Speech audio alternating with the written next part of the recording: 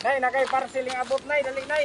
Ayan, bigas, nay, at saka pang isang linggo na grocery. Salamat. Yan, parcel yan, nay, na ano, libre na yan. Na parcel. Anong masasabi mo, nay, sa kanila na nagpadala? Salamat sa inyo, sa inabang ninyo.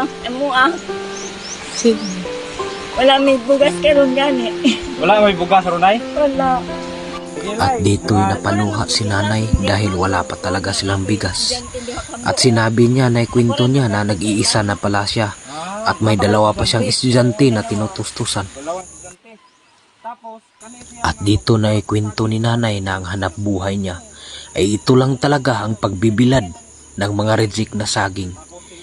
At minsan nagbibinta daw siya ng mga walis tingting para may kikitain din para pang tusto sa kanyang estudyante. At dito sinabihan ko si nanay na, Nay, baka isang araw makabalik kami dito kapag ito po ay mas marami pang magbigay ng mga sponsor. Salamat po sa inyong lahat at ramdam ko po talaga akong gaano kahirapan.